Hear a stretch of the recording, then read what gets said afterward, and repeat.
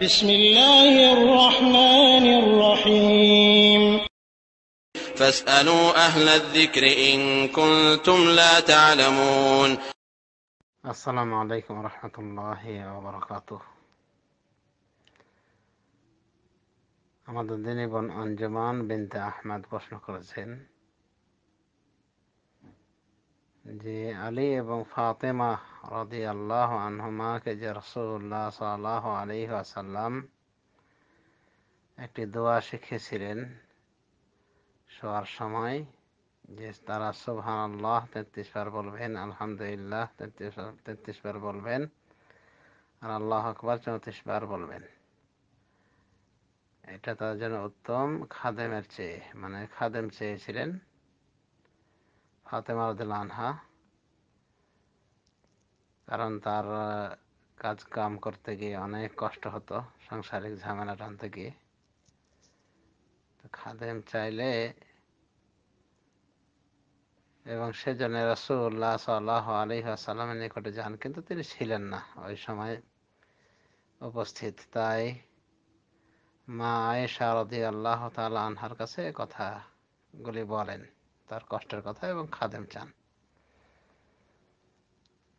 এবং ওই সময় যুদ্ধবন্দী এসেছিল বেশ কিছু, তাই এই নিবেদনটা করেছিলেন। তো আয়েশা রাদিয়াল্লাহু আনহা তাকে বলেছিলেন, অর্থাৎ রাসূলুল্লাহ সাল্লাল্লাহু আলাইহি ওয়াসাল্লামকে আপন মেয়ের কথা বিষয়ে বলেছিলেন। তখন রাসূলুল্লাহ সাল্লাল্লাহু আলাইহি ওয়াসাল্লাম তাদের নিকটে গিয়ে এই কথাগুলি বলেছিলেন যে এরকম আমল করলে এটা তোমাদের জন্য খাদেম থেকে উত্তম। তো এখন রাসূলুল্লাহ সাল্লাল্লাহু আলাইহি ওয়াসাল্লাম যে তাদেরকে শিক্ষাটা দিলেন, এর অর্থ কি এই যে এর মাধ্যমে কাজকর্মে ক্লান্তি পাবে না এই দোয়া পাঠ করলে, নাকি উদ্দেশ্য যে এটা এমনই সওয়াবের কাজ যে খাদেম নিলে এই সওয়াব থেকে বঞ্চিত হওয়া লাগবে, এবং মেয়েদের এভাবে স্বামীর সংসারে কষ্ট করে কাজ করাটাই উত্তম, খাদেম ইত্যাদির সাহায্য না নেওয়া থেকে, খাদেম ইত্যাদির সাহায্য নেওয়া থেকে এটাই উত্তম।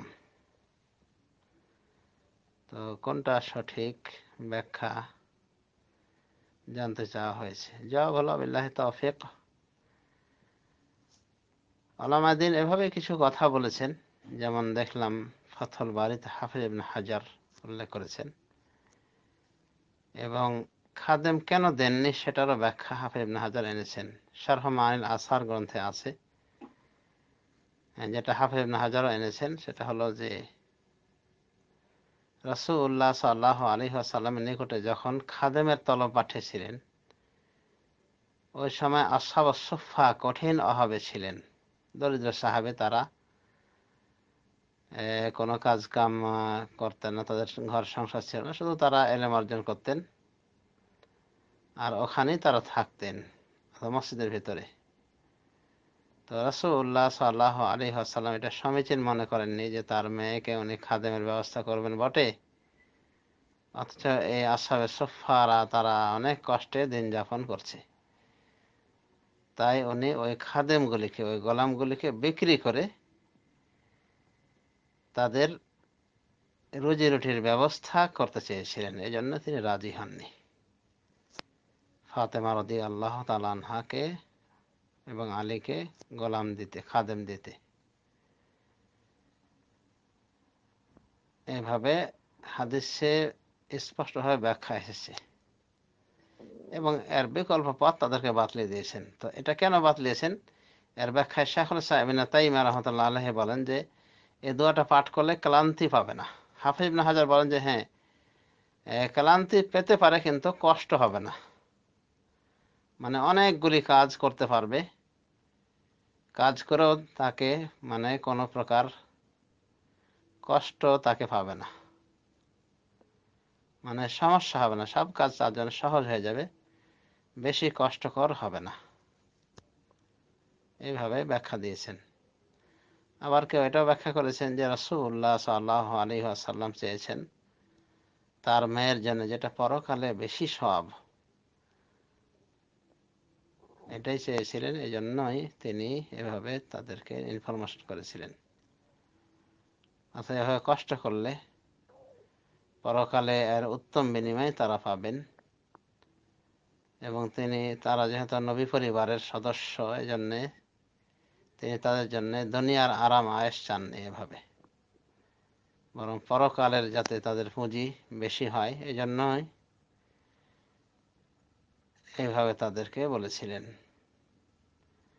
তো যাই হোক, অন্য হাদিসে পাওয়া যায় যে পরবর্তীতে ফাতেমা রাদিয়াল্লাহু তাআলা আনহাকে তিনি গোলাম দিয়েছিলেন, খাদেম দিয়েছিলেন।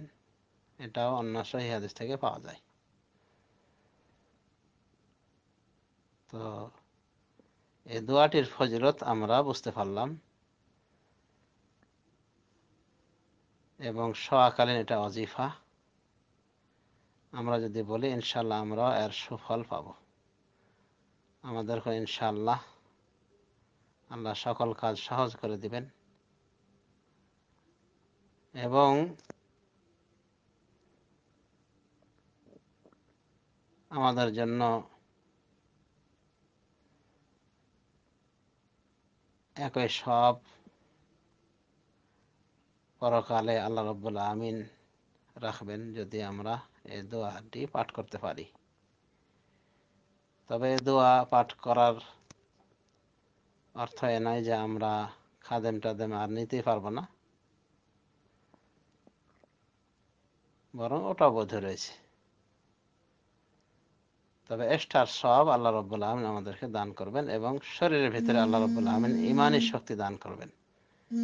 ইমানি শক্তি দান করবেন, শারীরিকভাবে এমনিও শক্তি দিবেন, যার ফলে আমরা অনেক কিছুই করতে পারবো, কিন্তু আমাদেরকে ক্লান্তি অবসাদ ইনশাআল্লাহ স্পর্শ করবে না, বা ক্লান্তি পেলেও শারীরিক কোনো ক্ষতি হবে না ইনশাআল্লাহ।